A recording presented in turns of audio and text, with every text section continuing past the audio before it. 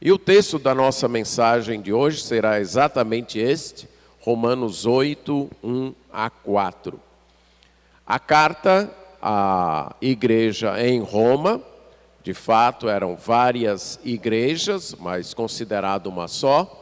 Eram igrejas que se reuniam em casas, então havia várias destas casas que serviam para que os irmãos se reunissem. Esta carta foi escrita pelo apóstolo Paulo, quando ele estava em sua terceira viagem missionária na cidade de Corinto, de fato finalizando sua terceira viagem missionária. Ele reconhece que os planos de Deus para ele, naquela região da Ásia e parte da Europa, estavam conclusos. O seu ministério era proclamar Jesus Cristo, onde Jesus Cristo não havia sido ainda anunciado. Ele se via como um pioneiro em ir para regiões que ainda não conheciam a Cristo e ali proclamar o Evangelho. E aí ele está olhando para o outro lado da Europa, para a Espanha. E ele pretende então chegar àquele país, àquela região, para proclamar o Evangelho. Mas para isso ele precisa do apoio da igreja de Roma, que estava, podemos dizer assim, no meio do caminho, serviria de ponte. Então ele pretende visitar aquela igreja e, apoiado por aquela igreja, patrocinado por aquela igreja, chegar até a Espanha. Mas como ele não conhecia a cidade, não conhecia as igrejas, apesar de conhecer vários irmãos, ele decide escrever esta carta, explanando, expondo o evangelho que ele pregava, o evangelho do Senhor Jesus Cristo. Ele quer dizer para aqueles irmãos qual era a sua mensagem e assim dispor aqueles irmãos a apoiá-lo. O seu projeto é, depois de concluir a sua terceira viagem, ir até Jerusalém, levando uma oferta que havia sido recolhida nas igrejas da Acaia e também na região da Macedônia, e depois de deixar aquela oferta lá, então ir para Roma, passar um tempo com aqueles irmãos e, apoiado por aqueles irmãos, chegar até a Espanha. A estrutura da carta, que Paulo então esboça o Evangelho, pode ser dita que é a seguinte. No capítulo 1, versos 1 a 17, nós temos a introdução, quando ele se apresenta e apresenta o assunto, e apresenta o tema da carta, que é o Evangelho do Senhor Jesus Cristo, que se manifesta através da justiça de Deus, de fé em fé. O Evangelho, então, que apresenta a justiça de Deus, o modo como Deus justifica as pessoas e que isso é recebido pela fé. Esse é o tema da sua carta.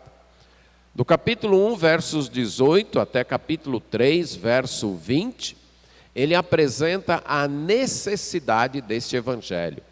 Por que que este Evangelho é necessário? Ele é necessário porque todas as pessoas são pecadoras. Gentios e judeus, pagãos e religiosos, todos são pecadores e todos, por causa do seu pecado, estão debaixo da condenação de Deus. Do capítulo 3, verso 21, até o final do capítulo 5, verso 21, ele apresenta o que é o Evangelho, a solução para esse problema do pecado, para este problema da condenação. E ele apresenta então aí que o homem é liberto da condenação, é salvo da condenação eterna, única e exclusivamente pelo sacrifício realizado pelo Senhor Jesus Cristo na cruz, que deve ser recebido pela fé. Nos capítulos 6, 7 e 8, ele vai mostrar que este mesmo sacrifício nos liberta não apenas da penalidade do pecado, mas do poder do pecado. Que salvo pela graça, o homem é aperfeiçoado, santificado pela mesma obra realizada do Senhor Jesus Cristo. Nos capítulos 9, 10 e 11, ele mostra a solução para uma questão que era muito urgente na época. Se o Evangelho de Jesus Cristo justifica o homem, a parte da obediência à lei mosaica, como fica a situação dos judeus, o povo a quem Deus tinha dado a lei e prometido o Messias, já que eles tinham recusado este Messias e estavam recusando a justiça de Deus que se manifestou em Cristo. Paulo então lhes mostra que houve sim essa rejeição, mas que os judeus, o povo de Deus, havia sido colocado de lado parcial e temporariamente, que Deus voltará a tratar com este povo, voltará a abrir seus corações para conhecerem o Evangelho. E nos últimos capítulos, 12, 13 e 14, ele apresenta, 12, 13, 14 e 15, ele apresenta como nós devemos no nosso dia a dia, neste mundo marcado pelo pecado, viver este Evangelho. E o último capítulo são suas saudações. Nosso texto, então, está na parte em que Paulo trata da santificação. Paulo fala então de como o homem agora, justificado por Cristo, vive liberto do poder do pecado. Ele começa dizendo: agora, pois, já nenhuma condenação há. Nós devemos aqui entender o que Paulo quer dizer por nenhuma condenação. Que condenação é essa? Até aqui, ele tem abordado dois tipos de condenações.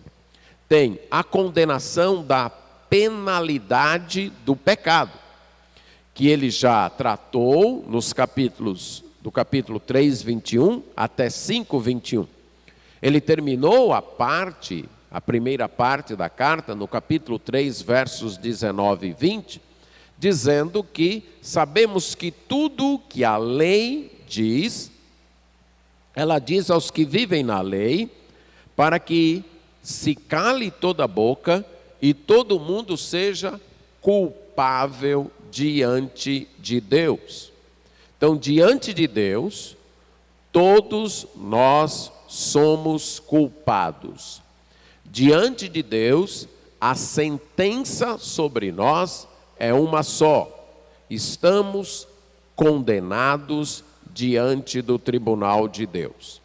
Já que, ele acrescenta no verso 20 do capítulo 3, ninguém será justificado diante de Deus pelas obras da lei, porque a lei trouxe o conhecimento do nosso pecado. A lei revelou o nosso pecado. Então, diante de Deus, estamos condenados por causa do nosso pecado. Tem uma pena sobre nós, uma penalidade, que é a condenação eterna, a morte eterna, que a Bíblia também chama de segunda morte, que é uma eternidade no lago de fogo, conforme expresso no livro de Apocalipse, capítulo 20. Então, essa é a penalidade do pecado. Ficamos livres desta penalidade quando aceitamos a proposta de Deus de os nossos pecados serem expiados, serem pagos através do sacrifício do Senhor Jesus Cristo na cruz. Como ele vai mostrar, a partir do capítulo 3, verso 21, mostrando que a justiça de Deus tem se manifestado para todos os que creem, porque todos pecaram, todos têm a mesma necessidade. Então, o modo de salvação, o modo da justificação, de ficar livre da condenação, da penalidade do pecado, é o mesmo. já que todos estão na mesma situação de condenados, o remédio é o mesmo. Todos têm a mesma doença, o pecado. O remédio é o mesmo.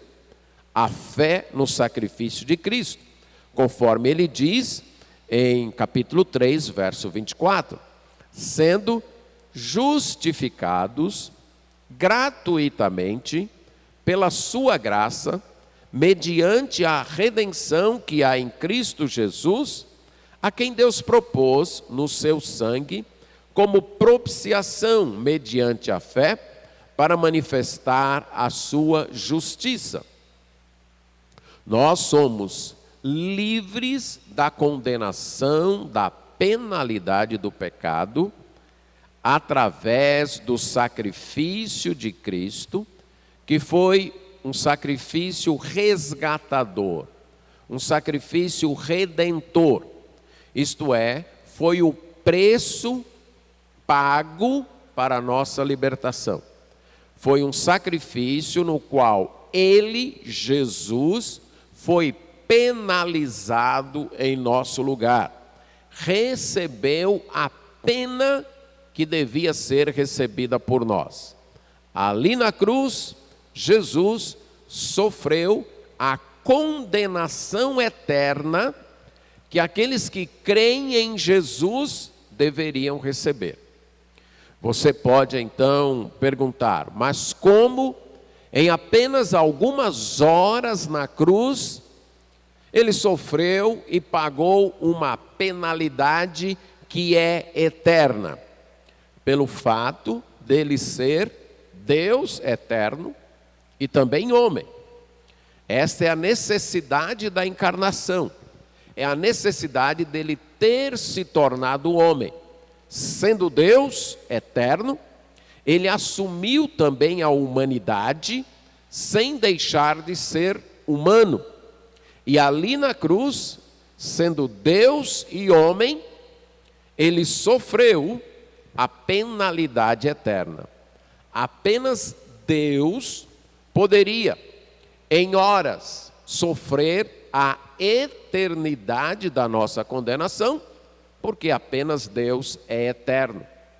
E sendo homem, ele pôde sofrer essa eternidade da condenação em prol dos homens, representando os homens, como representante dos seres humanos. Então, ali na cruz, naquelas horas que ele ficou ali, sendo Deus, ele sofreu eternamente a condenação do pecado. E sendo homem, sofreu representando os homens. O preço foi pago, a sua morte foi a redenção, que pagou a penalidade do pecado do homem. Foi a própria proposta de Deus. Deus foi a pessoa ofendida com o nosso pecado. E somente Ele poderia dizer como é que esse pecado poderia ser pago.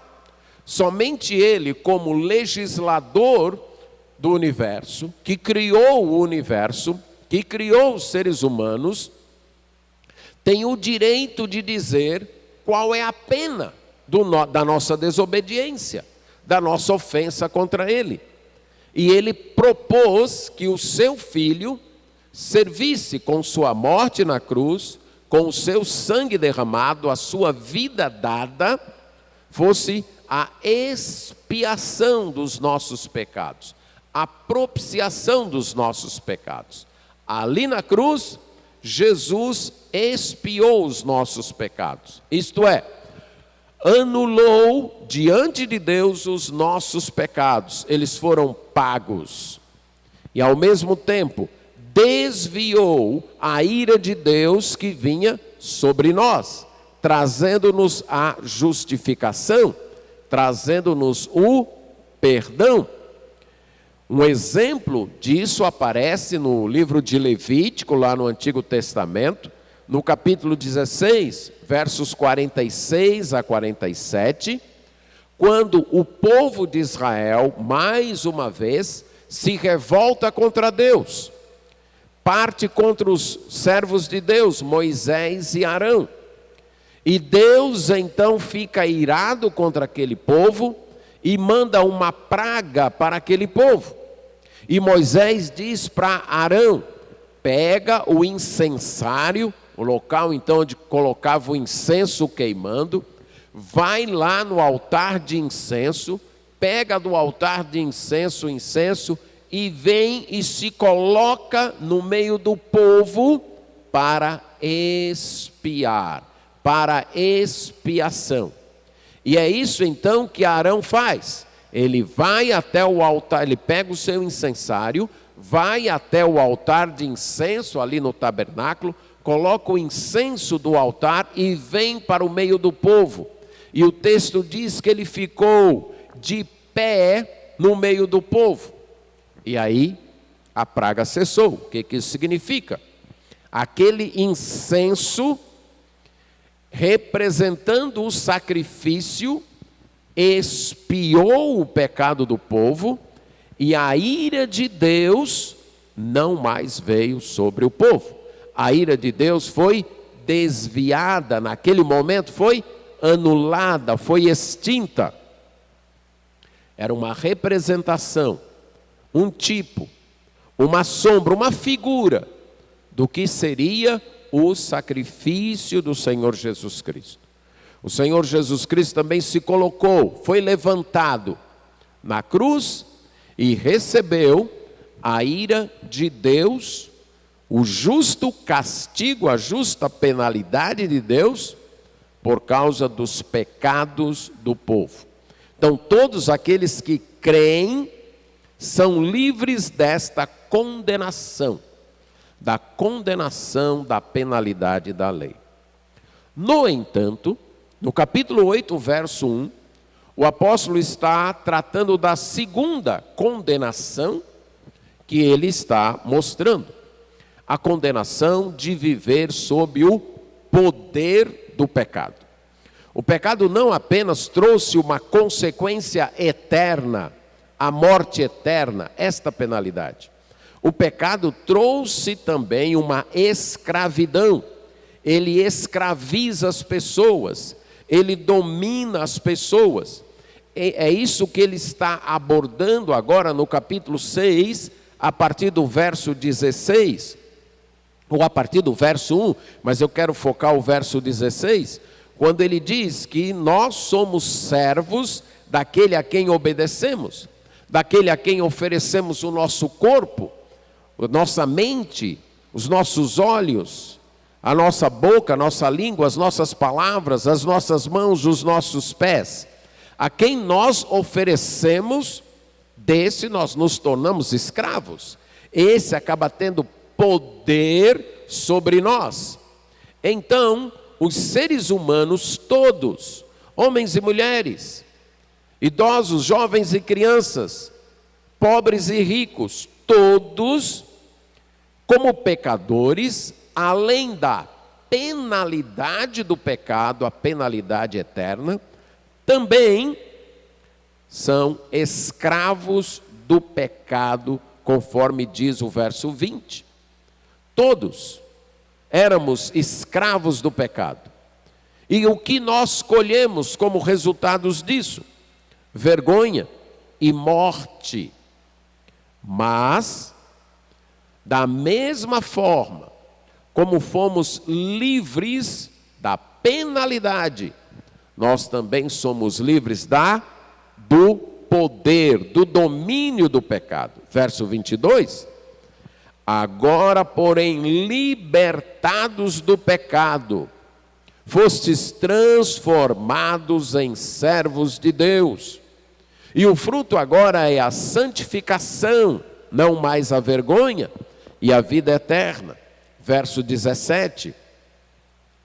Mas graças a Deus, porque outrora, escravos do pecado, viestes a obedecer de coração a esse novo ensino. E uma vez libertados do pecado, fostes feitos servos da justiça. Ele volta a abordar esse assunto no capítulo 7, verso 18. porque eu sei que em mim, isto é, na minha carne, não habita bem nenhum, pois o querer o bem está em mim, porém não o efetuá-lo. O ser humano também é escravo do pecado, está sob o poder do pecado. Mas, quando ele conclui o capítulo 7, com aquele grito de desespero: desventurado homem que sou, quem me livrará do corpo desta morte? Aí ele tem a resposta: graças a Deus, por Jesus Cristo nosso Senhor, de maneira que eu de mim mesmo, com a mente, sou escravo da lei de Deus, mas segundo a carne, da lei do pecado. Aí ele diz: agora, pois, continuando o argumento, esse pois é inferencial, quer dizer, à luz do que ele disse antes, a conclusão é: para quem deixou de viver segundo a carne, para quem deixou de viver conforme o reino deste mundo, e se entregou ao Senhor Jesus Cristo, confiando nele e no sacrifício que ele fez na cruz, este foi liberto. Já não tem mais nem a condenação da penalidade do pecado, nem a condenação do poder do pecado. O pecado já não reina sobre esta pessoa, o pecado já não é mais o dono desta pessoa. Paulo não está dizendo que não sofremos mais o assédio do pecado. Isso nós sofremos, e o autor de Hebreus vai confirmar. O apóstolo João, em sua primeira carta, também vai deixar isto claro. A diferença é que, em Cristo, aqueles que pela fé receberam Jesus Cristo, aqueles que pela fé foram transportados para o reino de Deus e estão em Cristo, estes podem oferecer resistência ao pecado. Eles não precisam ceder ao pecado, eles têm a capacitação dada por Deus para vencer o pecado. Esta é a condenação que Paulo tem em vista aqui, a condenação da qual ele está tratando. Estamos libertos não só da condenação da penalidade eterna, do lago de fogo, do inferno, mas também estamos libertos do poder do pecado em nossa vida. Aquele que está em Cristo, aquele que entregou sua vida a Cristo, cede ao pecado se quiser, cede ao pecado voluntariamente, porque ele não é mais escravo do pecado.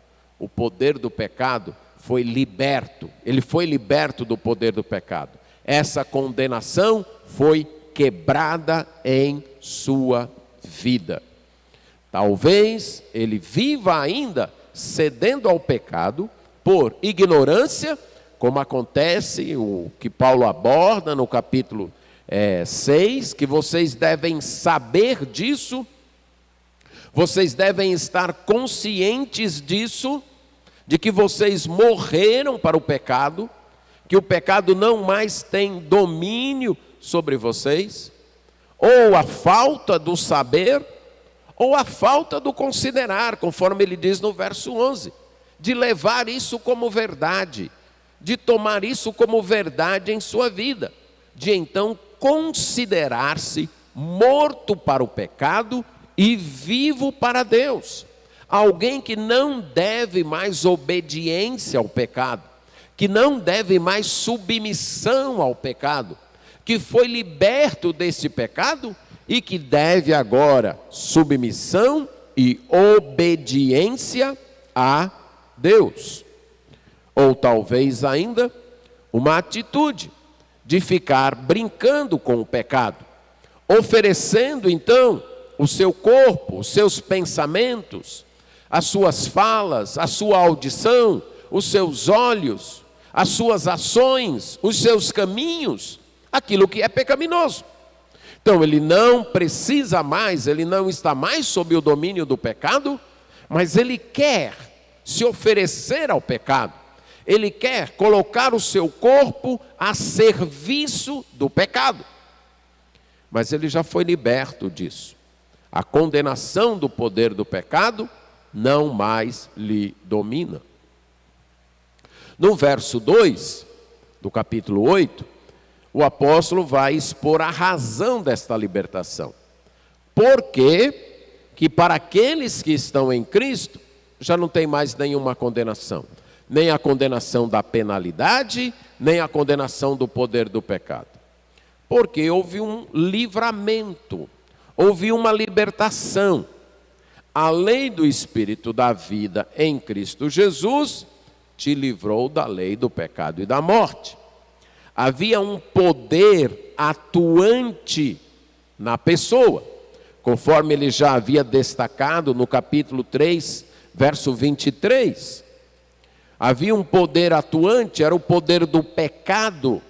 A pessoa vivia debaixo daquela lei, tinha que obedecer aqueles mandos, estava debaixo daquele domínio.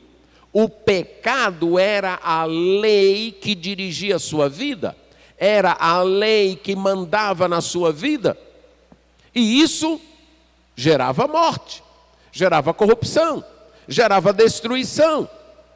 Agora, ele tem uma nova lei.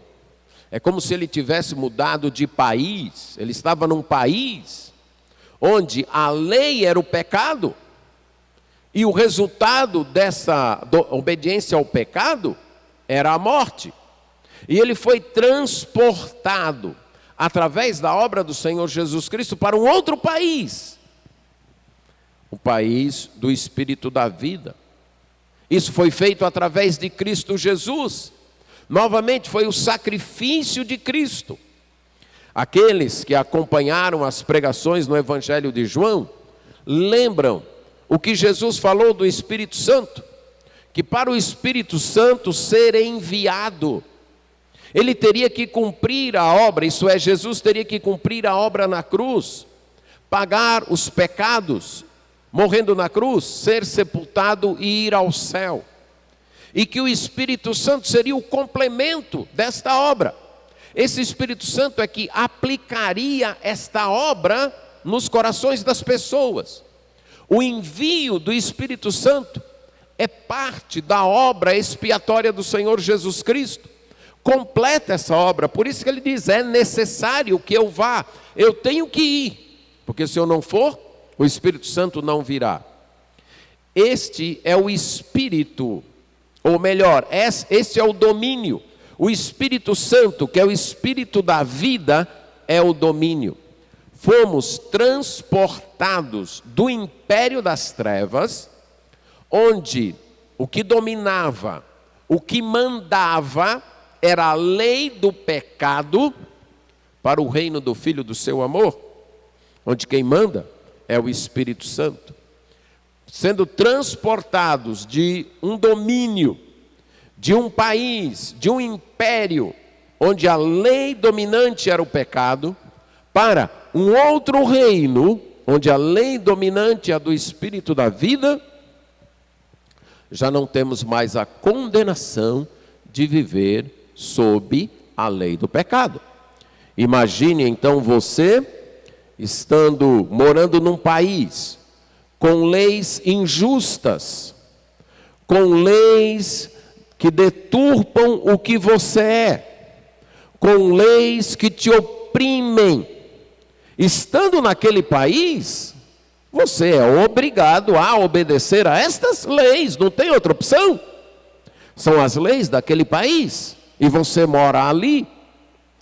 Mas um dia, alguém pagou o resgate, pagou o preço do passaporte, pagou o preço do transporte, pagou o preço de sua saída e tirou você daquele país para um outro país, onde as leis não são mais opressoras, onde as leis não são mais destrutivas, onde as leis não corrompem mais. Você ainda vive sob o domínio de alguém. Você ainda vive sob as leis, mas são outras leis. Leis que produzem vida. Leis que produzem, então, um novo estilo em você. Mas pode ser que a força do hábito deixe sua mente pensando que mesmo tendo mudado, você ainda tem que viver conforme as leis daquele antigo país.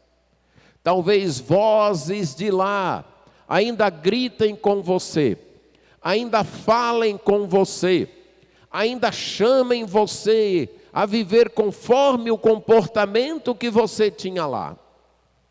É preciso você saber, em primeiro lugar, que você mudou e que você não tem mais dívidas para viver daquele jeito.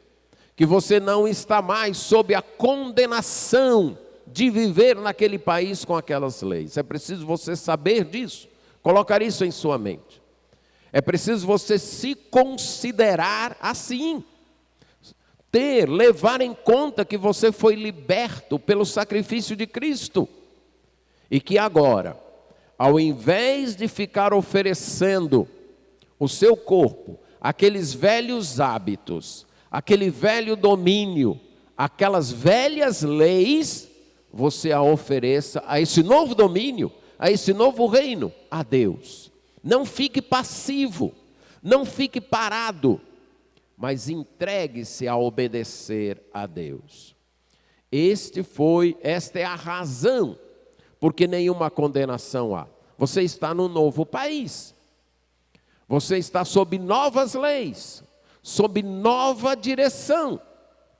Você não precisa mais viver ali. Podemos dar uma outra ilustração. Suponha que você tenha um trabalho e o seu chefe seja um chefe opressor, com leis injustas, com leis deturpadoras, com leis que diminuem você, com leis que prejudicam todos os funcionários e os levam à morte. Mas um dia, aquela fábrica ou aquele comércio é comprado por um outro dono. E esse outro dono traz novas leis, leis justas, leis que promovem o amor, leis que promovem a vida. Mas talvez alguns funcionários, pela força do hábito, ainda estão ouvindo as vozes do antigo dono e querendo viver conforme aquelas antigas leis. Aí Paulo está dizendo, não é preciso mais. Essa condenação também foi quebrada pelo preço pago pelo Senhor Jesus Cristo.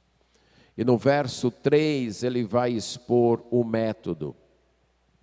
Ele diz, isto foi feito por Deus. Era impossível a lei não tinha poder para fazer isso. A lei não tem poder para quebrar o domínio do pecado sobre alguém. Não, porque tem algum problema com a lei. Não.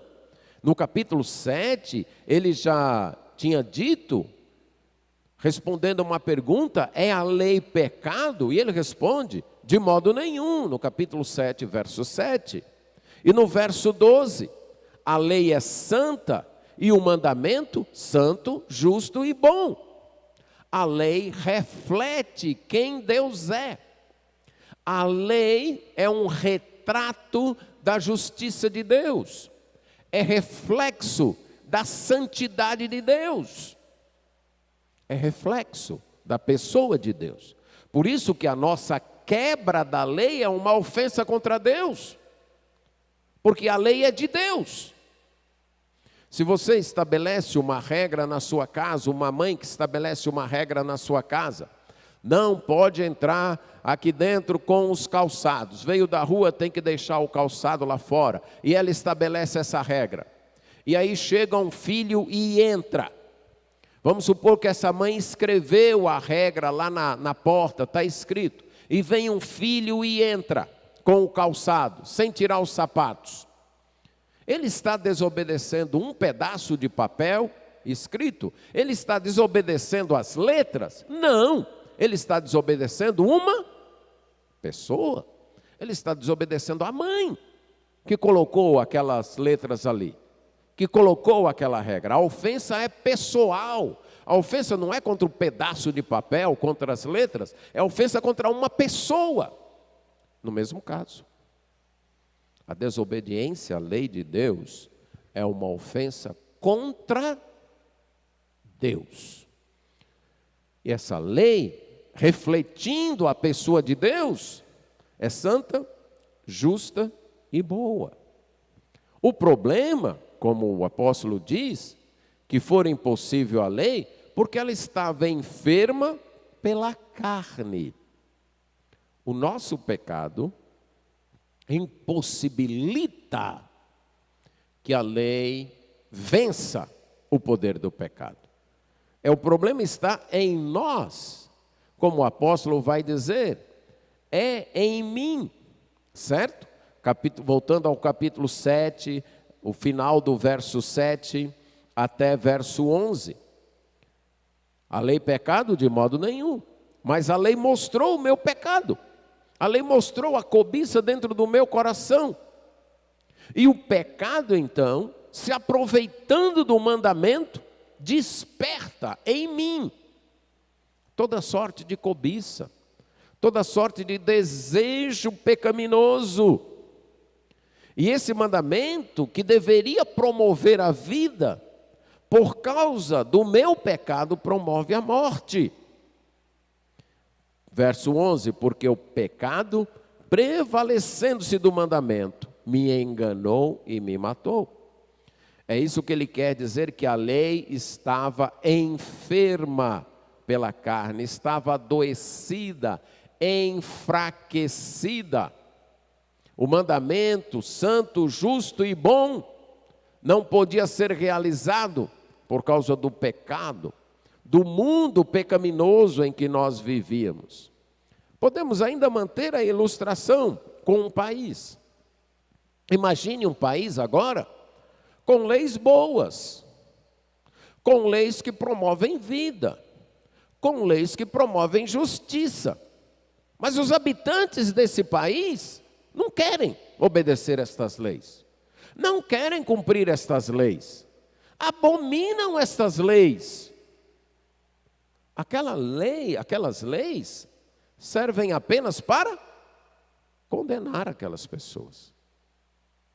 Elas nem querem e nem podem cumprir aquelas leis. As leis estão lá, são boas, mas o problema são os habitantes, que não querem se sujeitar àquelas leis. De fato, querem se aproveitar das leis para o seu próprio benefício. É esse o caso com a lei de Deus. O mundo pecaminoso e nós que vivíamos nele, não nos curvamos a estas leis, vivíamos em desobediência a elas. Então a lei estava lá, santa, justa e boa. Mas os habitantes, eu e você, tornamos a lei enfraquecida, adoecida, sem poder, sem possibilidade de vencer o poder do pecado. Mas aquilo que era impossível à lei, Deus fez. Deus enviando o seu próprio Filho. Primeiro aspecto a anotar aqui, a iniciativa foi de Deus. Foi Ele. Não fomos nós, seres humanos, que buscamos uma solução. Não fomos nós, os humanos, que corremos atrás de um remédio. Não. A iniciativa foi de Deus.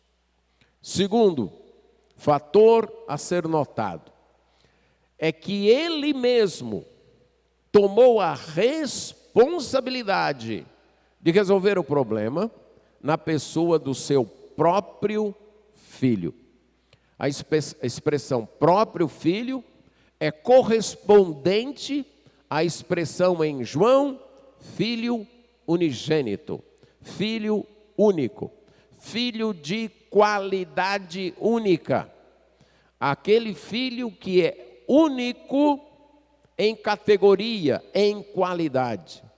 Aquele filho que é semelhante, idêntico ao próprio Pai. Foi este filho precioso que Deus enviou para resolver o problema. E Deus enviou este filho em, terceiro fator, semelhança de carne pecaminosa. Jesus veio e assumiu a identidade humana, mas não assumiu o pecado humano, a natureza pecaminosa do homem. Por isso que é apenas semelhança de carne pecaminosa. Ele foi homem, ser humano 100%, mas não tocado pelo pecado. Ele não pecou. Ele não teve a natureza pecaminosa e ele não pecou. Ele não foi corrompido pelo pecado. Por isso que é apenas em semelhança desta carne pecaminosa. E isso foi no tocante ao pecado. Por que que foi assim? Para poder lidar com o problema do pecado. Jesus foi enviado a este mundo com este propósito, com esta finalidade: lidar com o problema do pecado, tratar com o problema do pecado, resolver o problema do pecado. Esse foi seu propósito principal, seu propósito maior em vir a este mundo. Ele só precisou encarnar-se por causa do pecado. Ele só precisou ser humilhado, ser preso e morrer na cruz por causa do pecado. Se não fosse o pecado, isso não seria necessário. Então, a necessidade de Deus enviar seu Filho ao mundo foi para lidar com o pecado da raça humana. É isso que quer dizer no tocante ao pecado. E aí, com efeito, Deus condenou o pecado na carne, na natureza humana. O pecado foi então condenado, o preço foi pago, e isso nos liberta. Esse foi o método de Deus nos libertar do poder do pecado, o sacrifício de seu Filho. Sendo assim, a lei agora pode ser cumprida. E aí chegamos ao verso 4. A fim de que o preceito da lei se cumprisse em nós. Então, tinha a lei de Deus, mas nós vivíamos noutro domínio, com leis de pecado e que geravam a morte, com outro governo, outros mandantes, outros senhores em nossa vida. E isso impossibilitava-nos de viver do modo que agradasse a Deus. Mas aí veio Jesus. E com sua morte e ressurreição, Ele nos comprou daquele reino. Ele nos tirou daquele reino. Ele nos transportou para o seu reino. Agora sim.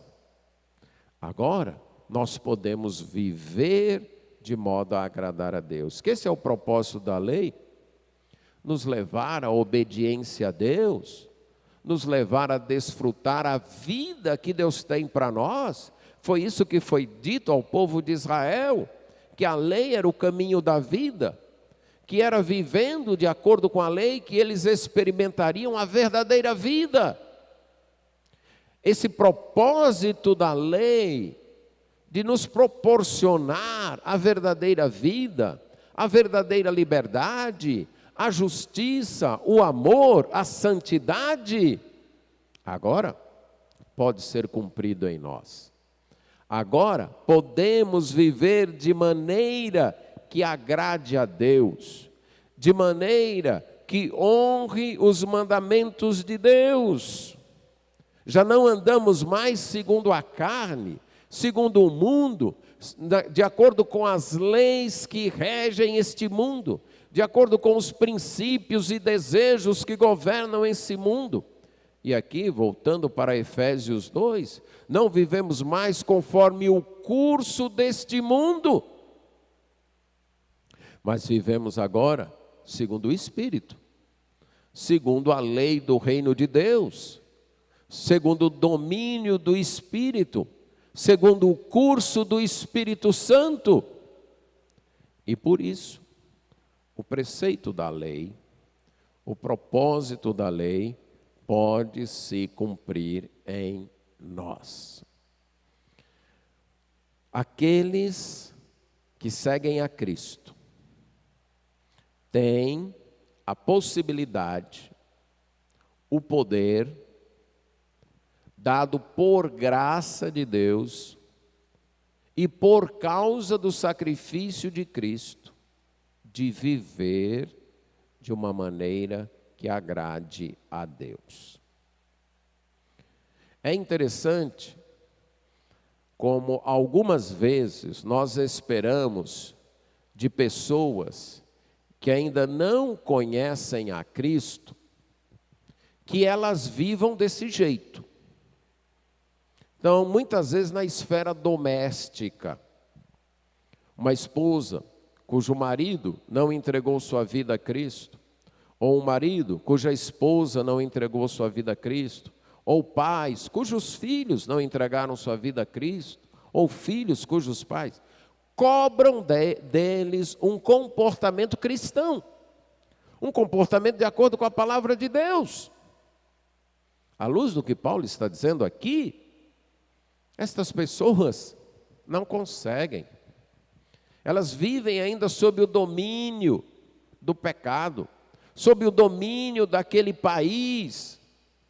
Elas podem até desejar sair de debaixo daquela lei, mas elas não têm poder para isso.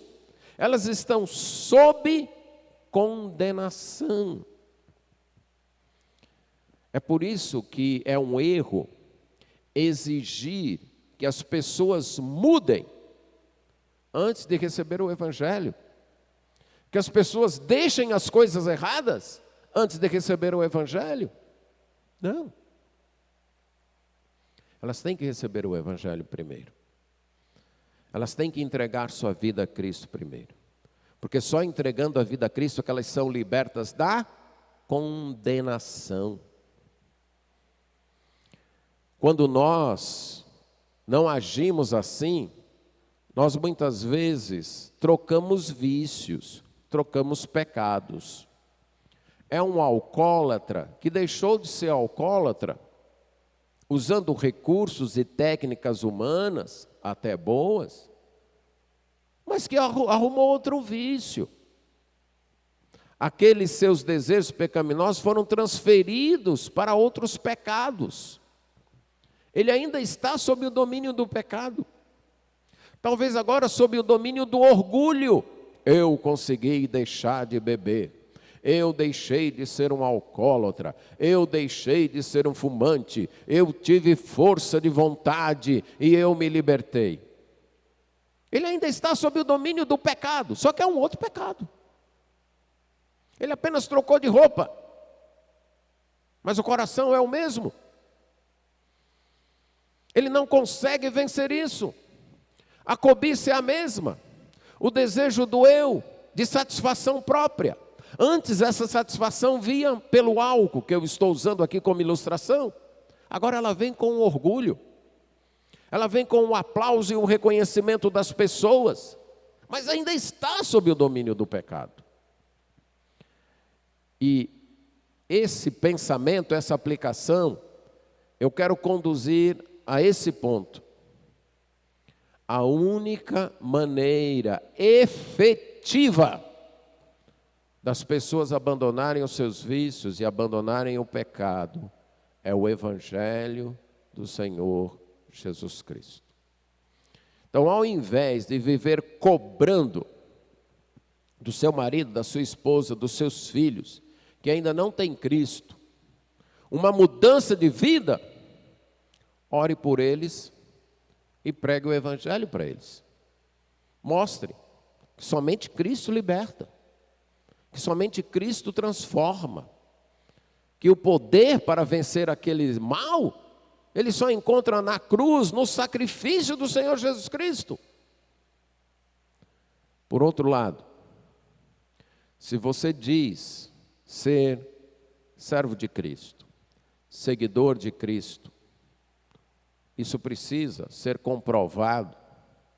Se você canta que já nenhuma condenação há para a sua vida, você precisa mostrar isso, deixando claro que o pecado não manda mais em você, que o poder do pecado não te domina mais, que você vive agora sob outra lei, sob outro domínio, sob outro Senhor.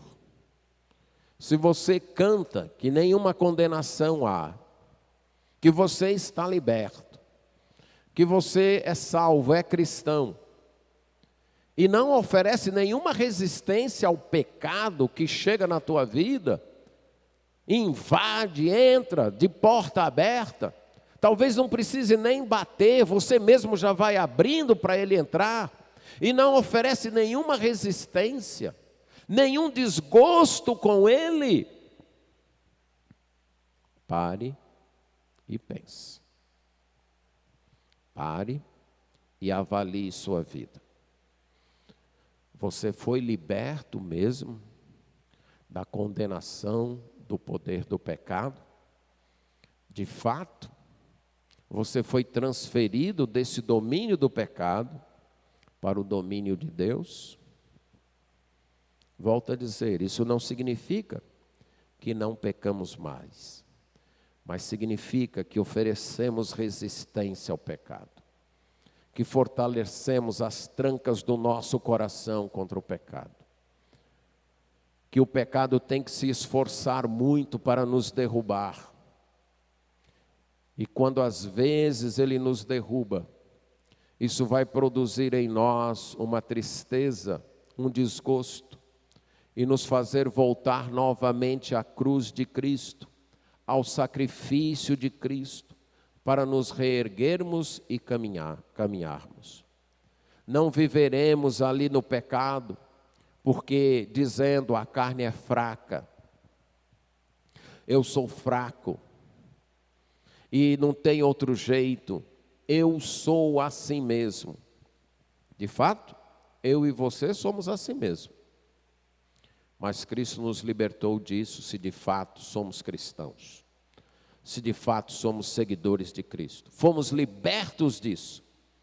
E agora, podemos caminhar sob o novo domínio, o domínio do reino de Deus. Com essas duas aplicações, de que para os que não têm Cristo, só há um jeito deles serem libertos do pecado. É o Evangelho de Cristo, é a cruz de Cristo. Se você está me ouvindo e se reconhece como um não seguidor do Senhor Jesus Cristo, e sabe que na sua vida há hábitos pecaminosos, há pecados que estão lhe destruindo, que estão trazendo a infelicidade para você, para a sua família, para aqueles que lhe rodeiam, a única maneira de você ser liberto disso é você se submetendo a um novo Senhor, a um novo dono, ao Senhor Jesus Cristo. Reconhecendo que o sacrifício dele na cruz foi o preço suficiente que pagou tanto a condenação da penalidade do teu pecado, te libertou do inferno, como do poder do pecado, te libertou de uma vida de pecado, agora e aqui.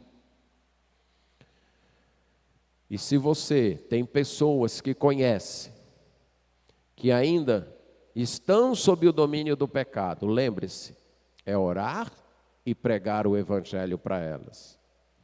E se você já é cristão, você não precisa viver sob o domínio do pecado. Sua vida deve refletir. O preceito da lei pode ser cumprido em você. A obediência a Deus é possível a você, porque Jesus nos libertou na cruz e o Espírito Santo nos capacita para isso. Amém. Vamos orar.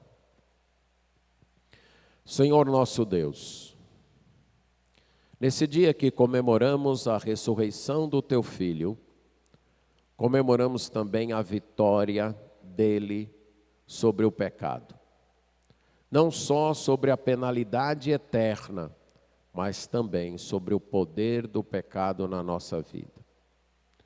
E da mesma forma que ele ressuscitou, nós, os teus filhos, venhamos a viver numa nova vida, em novidade de vida.